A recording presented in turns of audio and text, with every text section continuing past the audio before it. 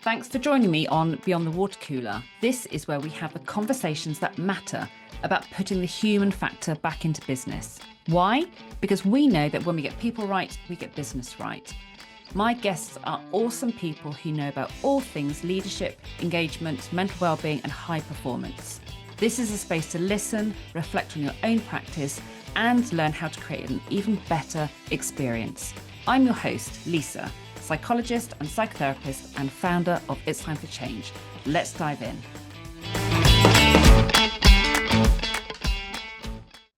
I am so excited to be joined by the very fabulous Sharron Moffatt today, although I'm super disappointed that we are not sitting in the same room as planned. And that's because of the very reason we're talking today on this podcast. But before we get into that, hello, my lovely. Hi. I can't believe I've made it. This has been a long time coming. It has. So the reality that we're not sitting side by side in the same space as we had planned was because of the topic today, which is the big C. 4th of February is World Cancer Day. And what we're going to do today is help businesses think about how to support employees who are maybe living with cancer themselves or supporting people who have cancer. Yeah. And so people listening to this are going to leave with a better understanding about the impact of cancer on people's ability to work, which is a biggie. And we know that from you and I trying to arrange to have this conversation, but also as well as the impact of work on the experience of having cancer, because it's a two-way relationship. So I want people to make sure that they're kind of understanding that today. And we're going to be talking about what employers need to be aware of and how they can do the right thing by their workforce. But before we dive into all that, and this is a bit different from how I normally do podcasts, I'm going to start with some of the key messages in terms of if you were to summarize now what the kind of the golden stuff is that's going to come out of this conversation.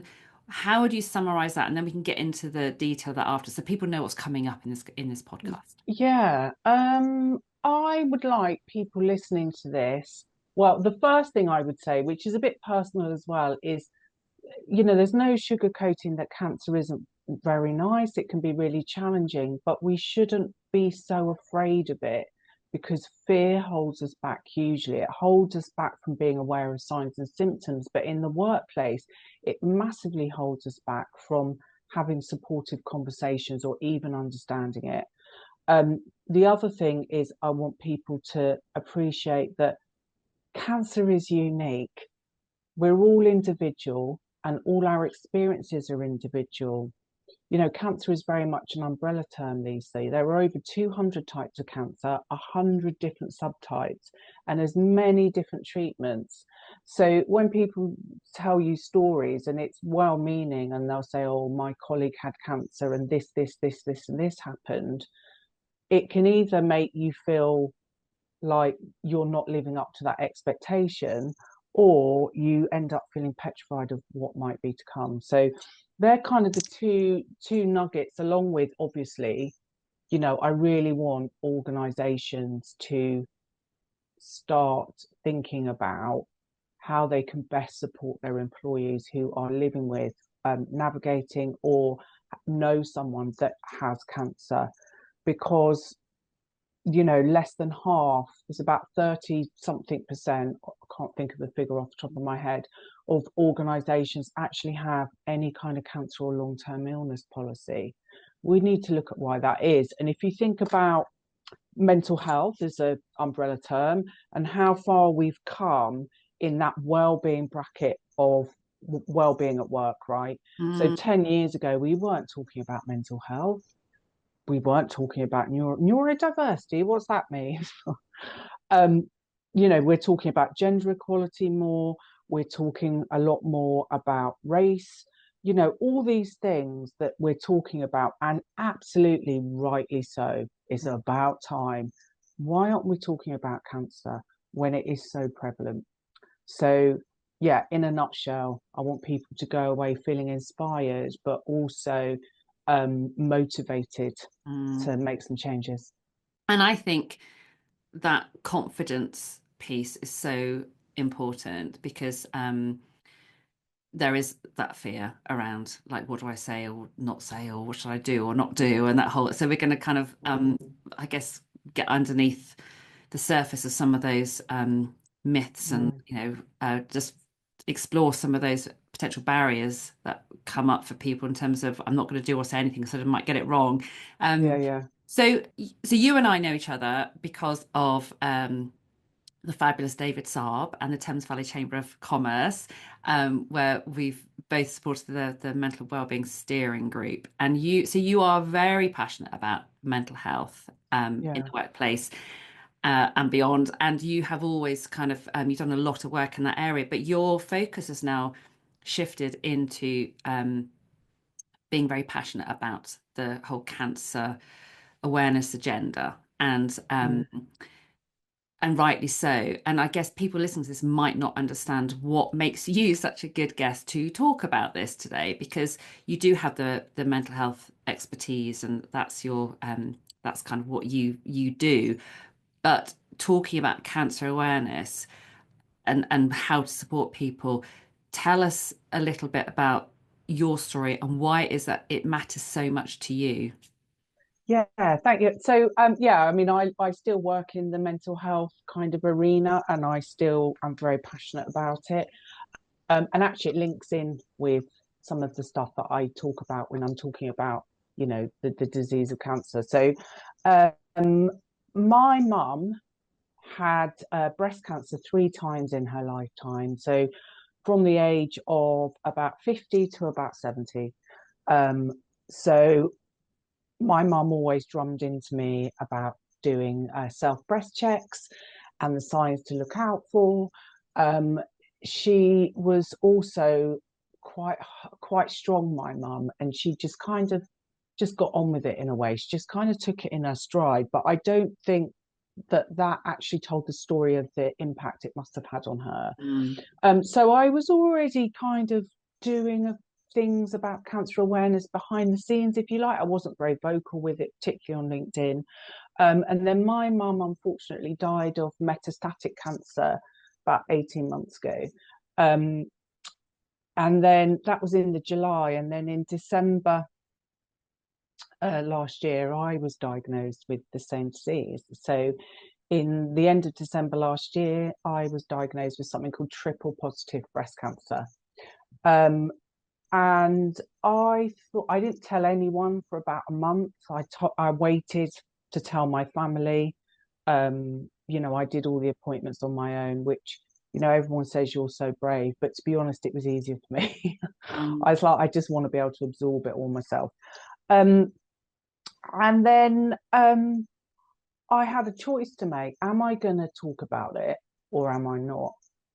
And I really swayed between am I, aren't I? And in the beginning, I was like, well, no one needs to know. I'll probably just have radiotherapy and a lumpectomy. I could probably get away with that. But actually, my treatment plan has been quite extensive. So um, I've also had quite a lot of chemo. I'm still having chemo now. And I thought, oh, not sure if I can hide that. I mm. mean, I think I'm doing a good job now. Our wig's intact. You look Um, glorious today. don't wake up like this. Um, so I kind of just thought, I think I should do something because actually, if you look in the workplace arena and how much people are talking about things that are related to well-being, Mm, burnout, stress, mm, mental health, belonging. No, no, what I just couldn't understand. Why is no one actually talking about this really? I mm, mean, there are pockets, and also the other reason was a bit selfish, if I'm honest, Lisa. So I also live with a mental health condition and I lied for 30 years about it. I told absolutely no one outside my family. And that lying and constantly trying to cover up for those really challenging times. And, I was in crisis for some of those times, actually really held me back. And it mm, almost destroyed any effort I was making to recover. Lying just doesn't sit right for me. Even little white lies. I mean, we all tell white lies, right? But it just, I take it really personally if someone lies to me. I don't know where that comes from. Because I think, is that because they don't trust me? Is it because they think I'm going to judge them? Anyway, I just thought, well, you've really got to look after yourself here, particularly your mental health. And I thought I'm just going to start talking about it more. Mm. So, that's kind of what led me to where I am today. And, somebody said to me recently, it's a big risk, Sharron, because you're not really talking about the other work that you do. And mental health is a bit of, and cancer awareness is a bit of a niche. And I'm like, is it? Mm. We can get onto that later, but it's not a niche because it can affect anybody. And we all know someone. Yeah. Yeah, exactly. And when you look at it like that, in terms of it being a niche, it does affect pretty much everyone in some, that it's something we're not going to go through life just in not being relevant to us. So Mm, it isn't a niche. There is that. I think right now it feels to some people it's a bit of a niche. I think forward wind, hopefully, when you forward wind, have many years, everyone will be talking about it just as we're now talking more about mental health and well-being in the workplace because there's that realization that it is something that impacts everyone, whether we mm, are experiencing it or we're looking after, directly or we're supporting someone else. Um, mm, I thought your point there, Sharon, about going into the appointments on your own, and so when you were diagnosed, and you're saying last December, that was mm. December 23. Yeah, sorry, Yeah. December. I can't We're forget when now it in finished. 25, my love. Oh, yeah, December So 2023. yeah, so Yes. you've been going through this journey for over a year, just over a year. Mm, Um, but when you go into those appointments on your own, and you're saying it was easier for you to do that on your own, people saying it was brave, and it goes back to your point about it is that you've made in the past is so unique. Like, so what you wanted to do and how you wanted to go through parts of that journey would look so different to other people. mm. Yeah, yeah, yeah. I mean, from the sort of like what I've seen, and I've only seen, my cancer clinic, my hospital. I'm always the only one that seems to go to anything on your own. Like I go to chemo on my own, and I'm like, oh, I don't need someone there because I chat, right? I love connection and I love learning about people and I love finding out about people. And also there's this part of me, I think, where, you know, I want to support people while I'm there. So I have quite a lot of conversations on the chemo unit with people. And, my aim is not to go, oh, yeah, that's horrendous. Yeah, I know. But it's to say, we do get through it and hold their hand. And and I often speak to a lot of the caregivers that are there and say, but how are you? Mm, Because I know not many people get asked that. It's mm, always like, how's Sharon doing? But rarely would my family be asked, mm, how are you finding it? Because as you said, cancer just doesn't impact me. It affects my family, my friends, my colleagues, my neighbours, everybody. And if you think about, I mentioned about the niche that people still think cancer is, right? So I'm going to give you some statistics. mm. So 1 in 2 of us are likely to get cancer in our lifetime if we all live to be 80, right? um, a person in the UK is diagnosed with cancer every 90 seconds. Yeah, Wow. every 90 seconds. Um, it's Wow. a lot. Um, but a lot of people think cancer is an old person's disease, only old people to get it. And that's what I mean about that it's not a niche, because actually that's so far from reality when you consider that um, people under the age of 49, the increase in cancer diagnoses of that age group in the UK has risen by 24% in the last 30 years. Now, globally, that's 80%. But Mm, it's not all negative, right? Because survival rates have just increased by 50% in that time. Mm. So, that's what I mean when I say cancer is no longer a niche. A lot of people think, oh, it only happens when you're older, always. And yes, there are certain cancers where the prevalence tends to be somebody that's older, but, it doesn't mean nobody's going to get it. Yet currently in the UK, there are nearly 1 million people of working age living with cancer. Mm. There are 700,000 carers in the workplace who are caring for a loved one with cancer. This isn't it's not going to happen. We don't have anyone in our workplace. It's not going to happen to us because the reality is, if it hasn't, it it's likely to. And also, again, 71% of employees that are diagnosed with cancer fear telling their boss. They fear telling their organization. And we really need to look at why that is. So what would be, I mean, those statistics are shocking. And actually when you said about the 90-second one, you just think, gosh, imagine if we just paused for 90 seconds there. It wouldn't take very long at all. And that the pace, that just the numbers thing, that kind of brings it home. Mm, So the bit about, you set the scene well in terms of how many people are really affected in the workplace, either because they're a carer or they've got cancer themselves. This fear then is the reason that people are afraid of telling their employer about the reality. mm. What is that about? I mean, we know that cancer, like lots of other things, can be a bit of a taboo subject, but tell us from what you know about why that fear exists. Yeah, so I think, and I can talk about this from a personal level actually. The thing that I was scared about telling people that I had cancer is that people wouldn't want to work with me because they think I'm always going to be sick.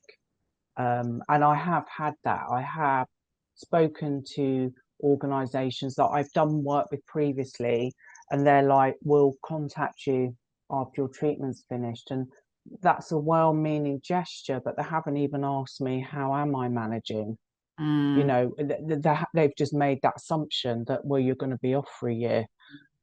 So I have experienced that. So I think there's that.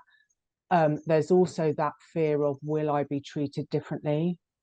mm, Will I either be wrapped up in cotton wool or will people avoid me because they feel uncomfortable?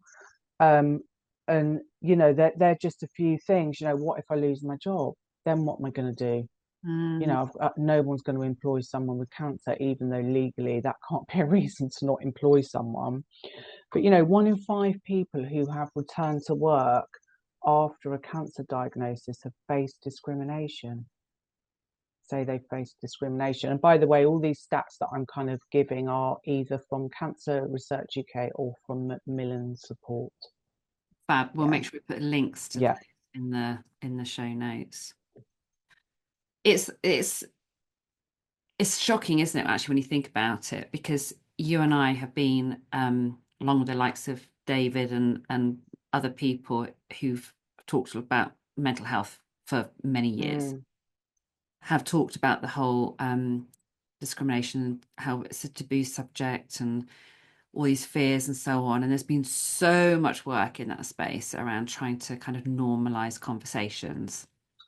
mm, It's really interesting when you then drill down, going back to your bit about this being niche. Actually, maybe it's just the idea of having a conversation feels a bit niche. The reality is the cancer is not a niche thing. no, it's The, not. the idea of having talking about it just feels so off the radar for so many people because of all the discomfort. So the fears Mm, for employers bringing it up, and I guess from my perspective, when I'm working with people, managers and so on, they are anxious about, like, what if someone says this to me? Like, how should I respond? So there's that, and I know that from when we're trying to encourage more conversations around the stuff that gets in the way of us being able to feel really healthy and perform really well and get on with mm, people and be our usual self, that people are used to. When something else is going on, it's like, well, let's have the conversation.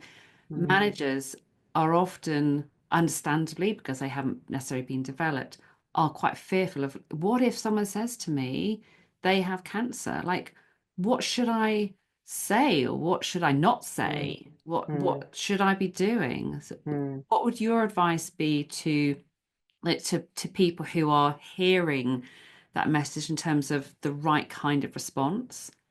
Yeah, I mean, there's no, firstly, cancer isn't going to go away by Yeah. ignoring it. It's not going to disappear.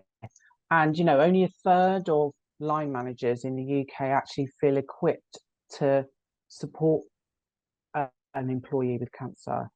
So that's 70% of line managers who are in the position you just mentioned, where they're like, I don't know what if.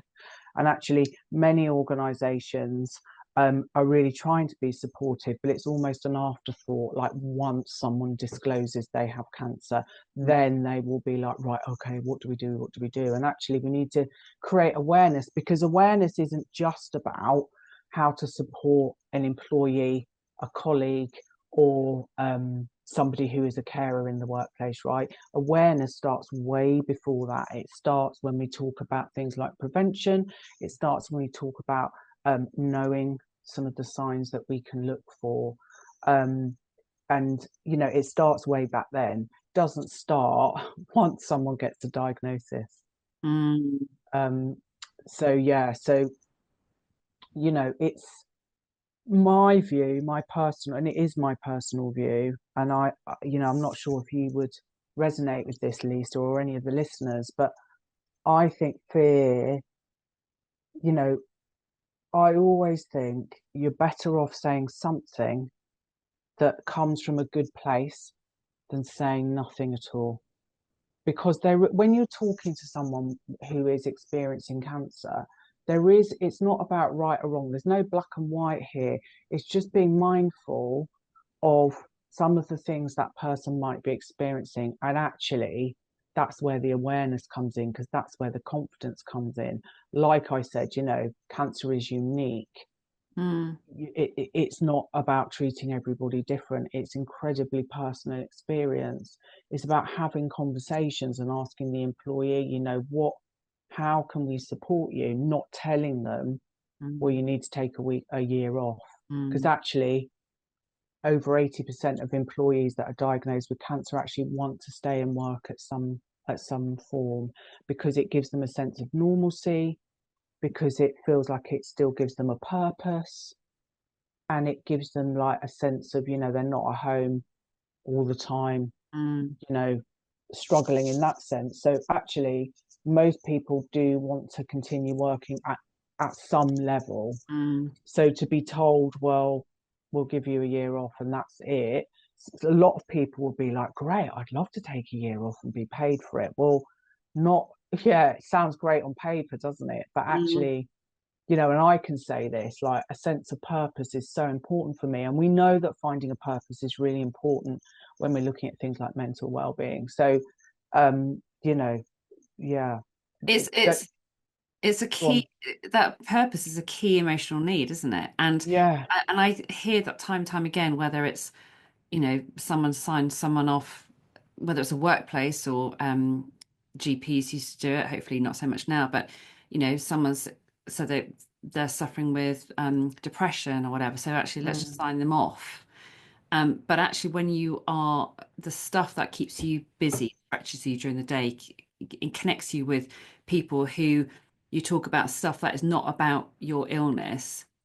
That's so important because that's like keeping the God, yeah. identity that I am whatever I am at work or whoever I'm connecting with, I'm not now just defined by my illness. And otherwise, you Mm, end up sort of, um, it's almost like turning the volume up on the illness and turning it down on actually who you really are. And then when you've got all that space because you're not then busy doing your job, if you've got too much space, your imagination has a field day in terms of just mm. because your head just focuses on the illness because there's nothing else to distract you. So that can become more consuming, can't it? Yeah. And I think, this year's World Cancer Day theme, which is the 4th of February, it's the 4th of February every year, their theme is United by Unique. Mm, And we aim to put the person before the diagnosis. So we look at the person before we look at the diagnosis. And it resonates with me so much because, I am aware, and I might be overthinking this, but I do, I am often the one, if somebody said, oh, Sharron, you met Sharron, we go, she's the one with cancer. You know her, she's the one with cancer, not about anything else. mm, And I find that sometimes challenging because, mm. yes, I do have cancer, but it's only part of me. Well, it's Yeah. not even, it's not who I am. I am experiencing it. I'm not, I'm not just a label. I'm not just a label. And we really do need to get comfortable with the uncomfortable. And one of the basic things that we can all do is start using the word cancer. A lot of Mm, people, we talk about the C word, we talk about, mm, that thing. People are frightened of even saying the word. It's a bit like when somebody has died. People don't want to use the word death. They'll say mm, passed away, no longer with us, all mm, of that. When we need to get comfortable with actually what we're saying. And I think cancer shouldn't be a word that we're scared of because actually, you know, I'm not here to tell people to be scared, and I'm navigating it, right? I'm telling people that we can all step up and do a bit more, not just for others, but to look after ourselves, mm. to look after ourselves. Um, because, unfortunately, cancer isn't going anywhere. And just to say, Lisa, because I know those stats I said at the beginning are quite, people are like, oh, why is it getting worse? Why is it, you know, you've got to remember that we're living longer. Mm. So that could be, that could relate to the increased rates of people being diagnosed. It could also be that people are getting screened more frequently. So, when my mum was diagnosed with cancer, the screening wasn't it what it is today. Mm. Um, so there are, environmental factors you could say comes into play, but as far as we look at evidence, you know, our general household, and for example, it's not going to, Mm. there's no one cause to cancer is what I'm saying. No, There's no one single cause. So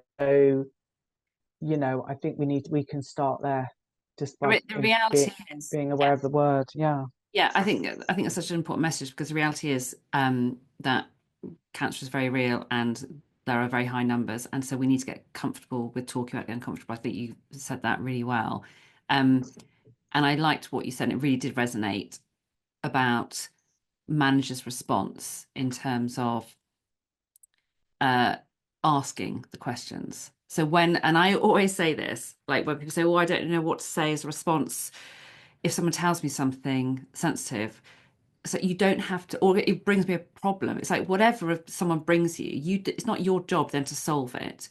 You need to Mm. show empathy, and you can express that you're sorry to hear about cancer, sorry to hear about whatever someone's bringing you, and ask, how are you doing? Just that. Oh. Just that before you go into any logistics into overdrive mode, because it's so much easier, isn't it, for a lot of people to go into, right, I need to solve this. I need to do Mm. whatever I need to do in terms of I'm a manager or I'm a leader or I'm a whatever my role is. I need to solve this. I need to sort it out and make sure we're doing everything properly.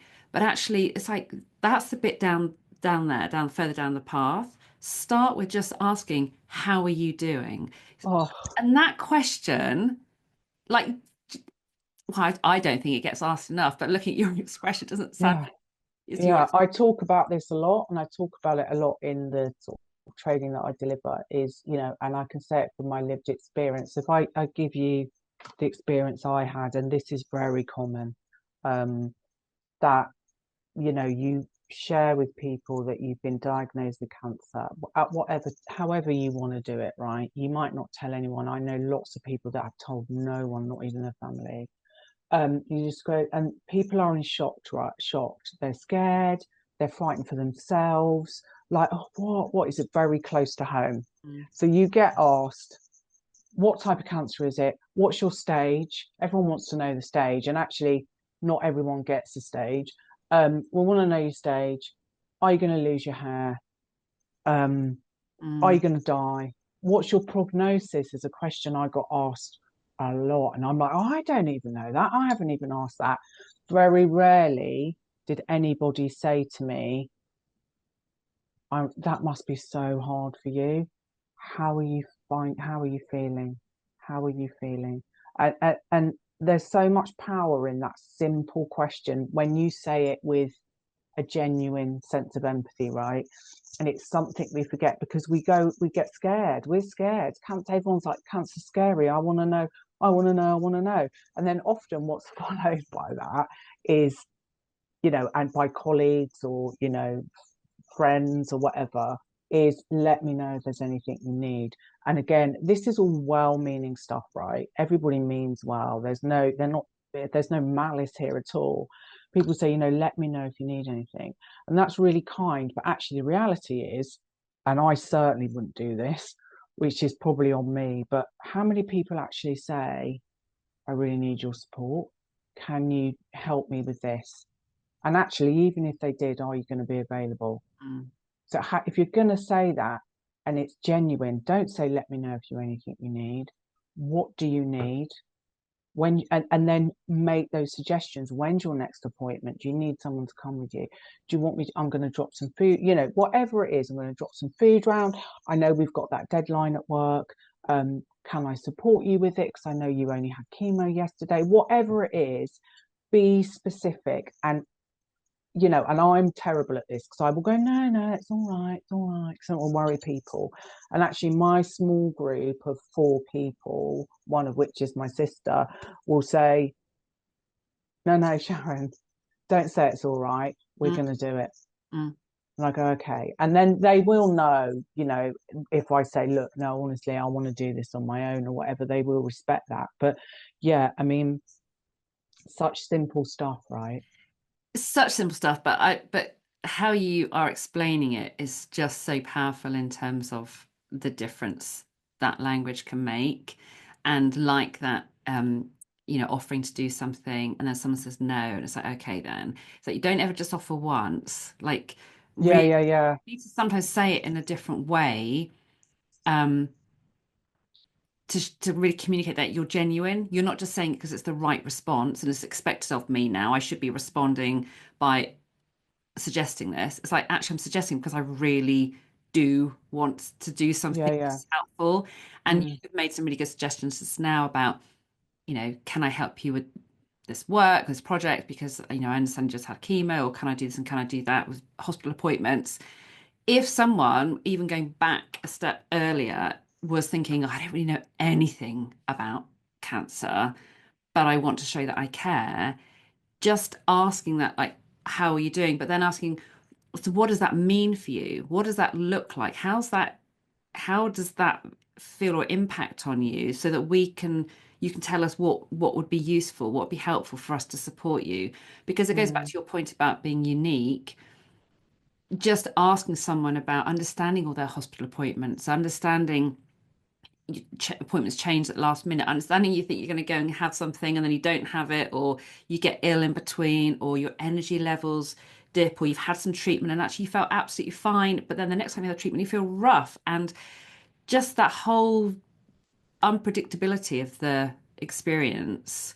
mm, Actually, you just need to have someone ask, just constantly asking and just checking mm, in, um, mm, with an open mind as to what mm. they might hear and what might be helpful, and but asking what's helpful. Yeah, and I think sometimes, and I don't know this, but I sometimes wonder, people think when you have cancer and you're having treatment, you're going to be unreliable because, for everything that you just said. But some people will have things like chemo or surgery, and they don't, it's like not for them. They're like, I feel all right. I haven't felt unwell. I've been, I've been able to get back to my normal activities quite quickly. Other people not, but it is about having that conversation. And I can say, right, so from my lived experience, which has been just over a year, I've only had to reschedule any training or anything twice in a Mm, whole year.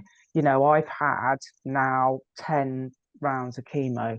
So you know, because you want to do it. Yes, it might be that, can we make it virtual if you want to do it next week? Can we do it? But, people aren't going to take advantage and think, well, I'll just have loads of time off. Because if that was the case, they would have said, yeah, I Mm, want to take 6 months off sick leave or mm, whatever. So that's my experience of it. Because I do think people think, well, you're too ill, you're not going to be able to do it. Well, how do you know that? Because you haven't had a conversation yet. You haven't actually had a conversation. You've just made that assumption because cancer means you're going to be really unwell.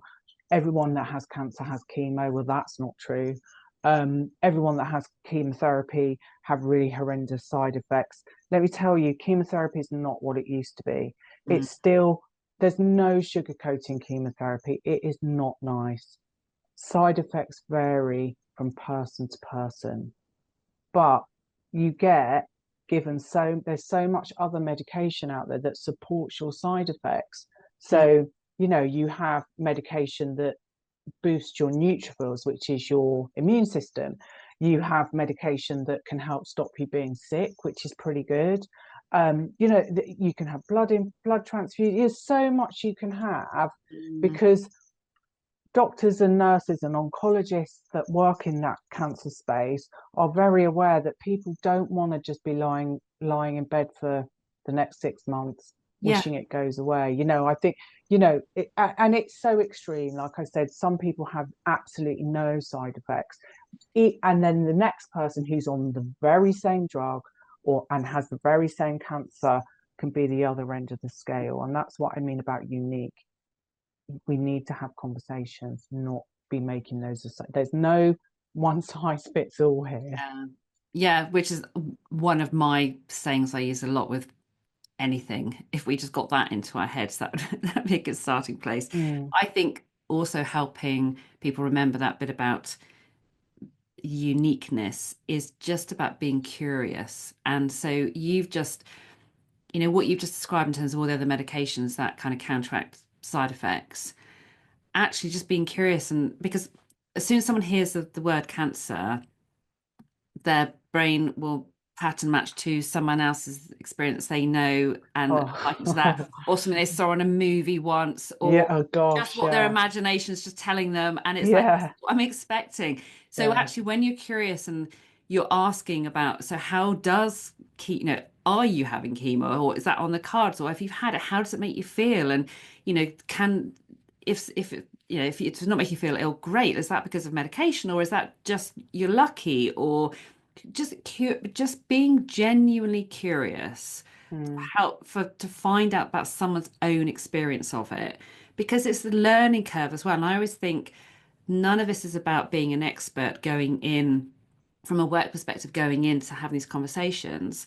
But if we all started from that point of genuinely caring and being curious and wanting to be able to help, but you've got to start by caring and being curious to know what that best help is. It mm, just takes all the pressure off us having to say the right thing or come up with the right ideas, or it builds that connection. It demonstrates care.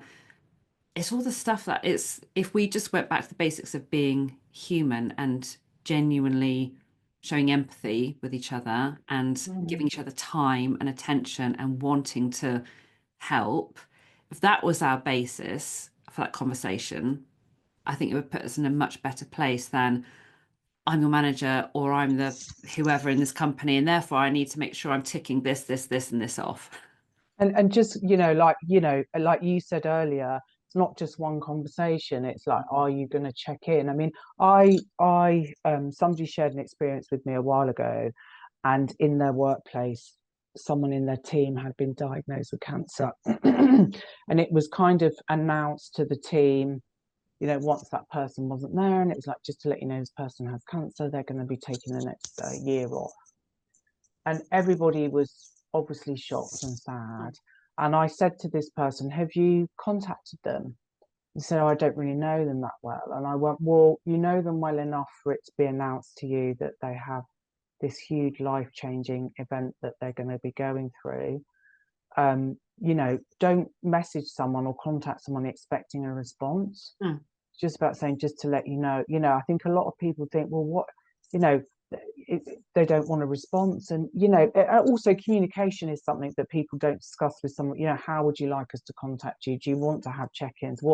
It's all these conversations, but, starting back at the basics is so important. And just on your note about, like fixing and something you mentioned just now, I think that a lot of us go into this default, don't we, where we think if I share experiences, um, it's going to make somebody feel less alone, right? But in sharing those experiences, they often come with my dad's dog walker's best friend's nan had cancer and it was horrendous and she died. Mm, It's like, okay, why are you telling me that? Or someone will give you their opinion. You mm, need to stop eating sugar. Okay, mm, thanks for that. Or you need to fast, or you need to do this, you need to do that. When actually, most of the stuff that people tell you, well meaning people, is because they've read it on social media and mm, it's been written by someone that's got loads of following. It's not evidence based, basically, is what I'm saying. And mm, in the beginning as well, I found that really difficult where, and these are all really good people. I got so many messages from people saying, telling me what I need to do, mm, not, have you read this? Have you read, it's like, stop it. Sugar was a good one. The amount of people in the beginning, I don't know where they got this one from, but it seemed to be like, has it just been on social media somewhere and everyone's telling me, eat apricot kernels because it cures cancer? Really? And then you say, oh my I God. really appreciate what you're saying, but actually, I'm just going to listen to my oncologist. And then people might start to give you a little bit of, don't really use the word abuse, but they weren't particularly polite. And I've had Mm, to switch off from all of that completely. And I just go, yeah, thanks, because that's very draining, particularly in the beginning when you're like, your oncologist is just sharing all this information. And I like to know stuff, right? I love science. I love the human body. I think it's incredible. mm, So I love hearing, like, like I'm probably about the only one. Well, my surgeon said I am the only one who said, "Can I have a look? Are you going to film my surgery? Let's have a look at the scans. Because I just find it fascinating. I just think the body is incredible, and we don't look after it enough. yeah. Guilty as charged, though. We've all been there. Oh, definitely, definitely. So what's in it for employers? Because you're throughout you talking, you're giving loads of really good advice around Mm, things to say or not to say, and to think about. And I'm aware, so again, some of the conversations I've had with people are, well, there's just so much to think about. There's just we've got to now think about we've got to think about all these people's lives outside of work and where are the boundaries and you yeah, know yeah. and it almost feels too much. For me, I always go back to actually it doesn't matter what someone's need is, whether it's cancer, whether it's depression, whether they got a housing issue, it doesn't matter what the challenge is, you still start with empathy, asking how you're doing and what can I do to help. And you don't have to be an expert in anything. But I Mm, guess, and that makes it simpler. So you haven't got to have always people going off and becoming experts. But what's in it for employers when they get it right? Like when they take time, so people listening to this or people coming along to your webinars or doing your training and so on. We'll put some details in the show notes about that. But what's in it for them? Like why would companies bother investing their time going, actually, you know what, we do need to think about how we are supporting people in this space and the language we mm, use and how confident people feel, and mm. so on. What's in it for them? Well, for a start, cancer is prevalent. And if you are supportive of your employees, regardless if it's cancer or not, you are more likely to attract good talent. You're more likely to maintain employees. And we know it's costly when you have turnaround of employees. Actually, people that are navigating cancer who are of working age and working, they are actually less likely to have more time off. So they generally have reduced amount of time that they need off. Mm, We know, well, I say this ignorantly, like everyone knows, but we know, for every £1 spent on a wellbeing initiative in the workplace, you are expected to, regain £5 back. So it's kind of like a no-brainer. And, mm, I'm not telling people that they need to come and see me and do like a 3-day anything, just start with a webinar. And some of this stuff is really simple, but some of it, what's the strategy? Do you have this plan? Do people know, if I got cancer, what what is available for me at work, rather than, I Mm. don't know, I need to go and speak to my manager. My manager doesn't know, so we're making it up as we go along. And one of the statistics that I find quite shocking is, um, how many people, like over half of line managers, have no idea that cancer is a protected characteristic under the Equality Act 2010. They don't know. And I think, okay, so we need to be looking, and it's for life. Cancer is a protected characteristic under the Equality Act 2010, not just while the person is navigating cancer, but for life. They Mm. are protected for life. Are people aware of the Carers Leave Act that came into force in April last year? There's all these little things that we are duty bound to have, but the bigger picture is, if you provide this, you are not only likely to have more confident employees, happier employees, which is always a winner because they work harder, they're Mhm. likely to stay there, but you're going to reduce sick leave, but also, let's forget about money, and it's the right thing to do. It's the right thing to do, Give you a round because of applause there, yeah, Sharon.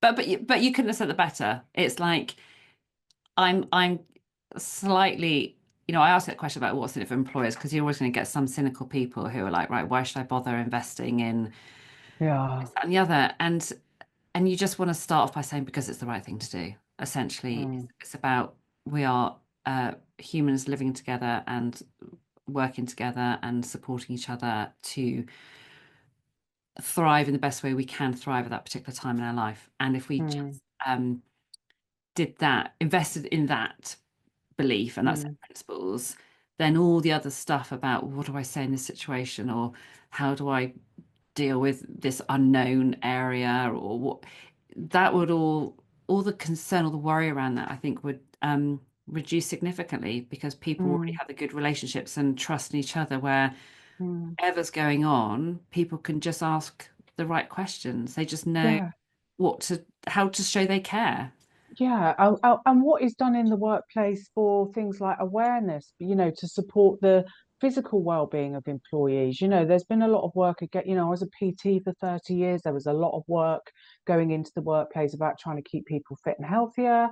Mm, People were encouraged to sleep, all of this stuff about, the pillars of our well-being. mm, And going back to when awareness should start, we should, be all learning about risk fact, how to reduce risk factors, signs to look out for, screening, and it often takes for something to happen to someone, like, somebody close to you has been diagnosed with cancer, or often it's someone famous that you particularly like, mm, that it kind of hits that you're mm. like, oh, okay, um, maybe I need to start looking at it. So, you know, it, it's a big topic, isn't it? It's not just, okay, policies in the workplace. It starts way before that, with just very basic awareness, like understanding cancer. Do we know, how many people know how does it start? What happens?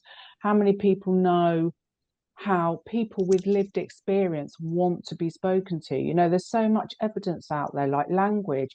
We give these cliche remarks, and these cliche is almost like telling someone something rather than asking a question, like, you're brave. It's like, are you telling me that, or do you genuinely think I am? Because you haven't asked me any questions yet about my Yeah. experience. You don't know how I felt. And actually, now you said that, I feel like I'm not able to say, actually, this is awful. This is Mm, awful. If that's the case, yeah. there's a lot of language that, I like language because it becomes more relatable, I think, and more personal, rather than just saying these cliche phrases.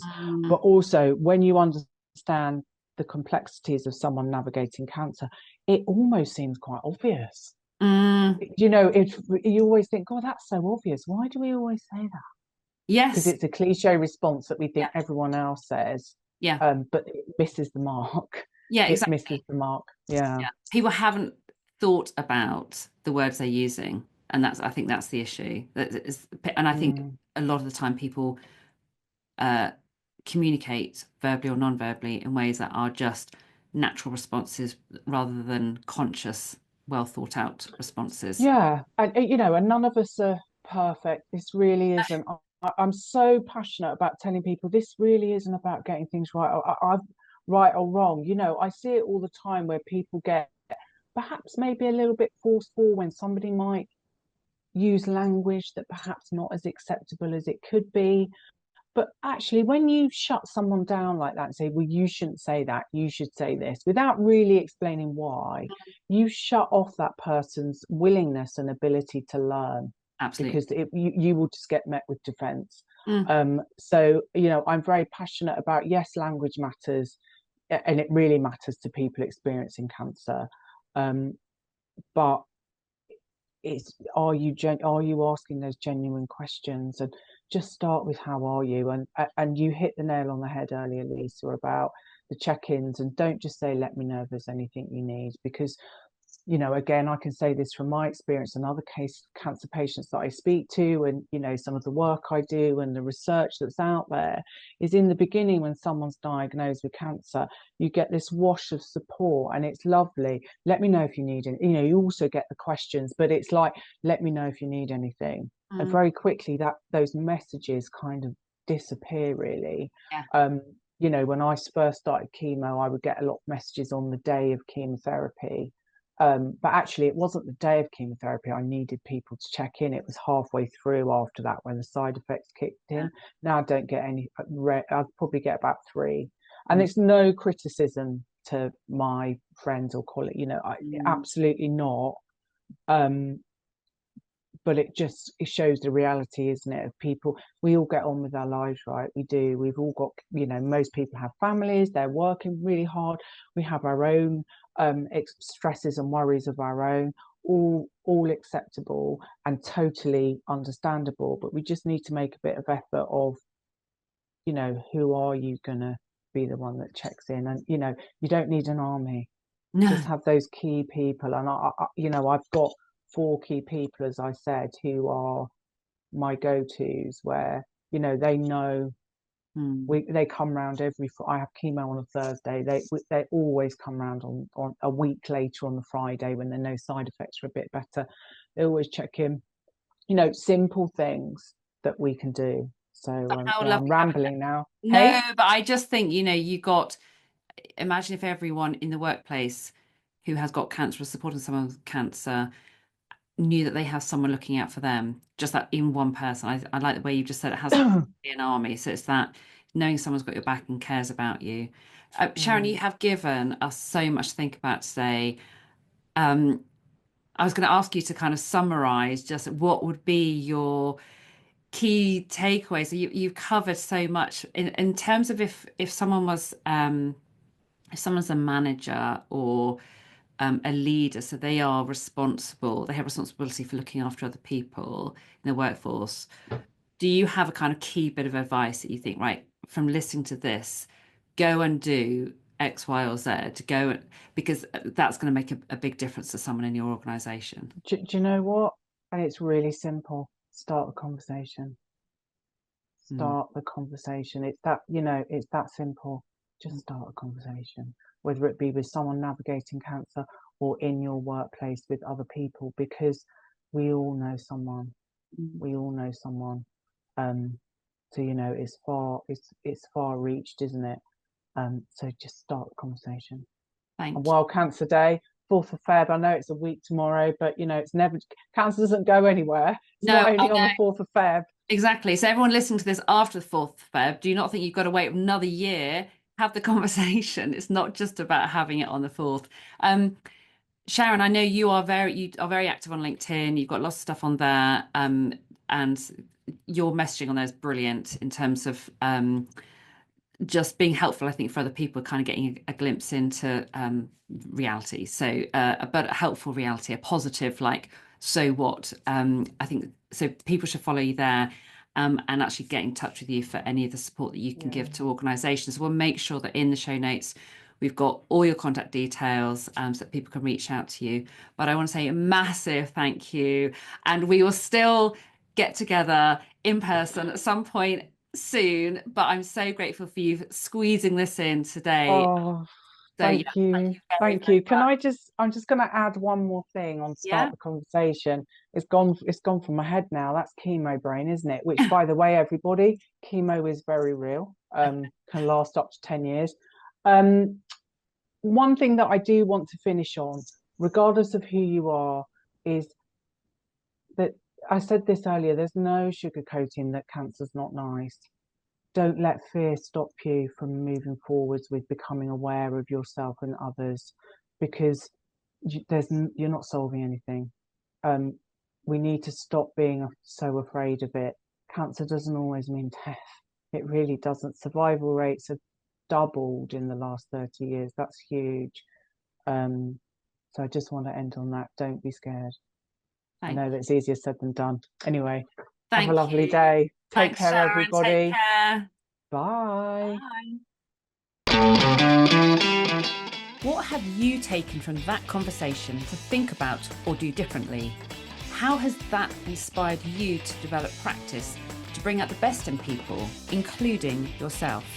This podcast gets more listeners when people like you give a thumbs up on Apple or wherever you listen, and especially if you leave a short review.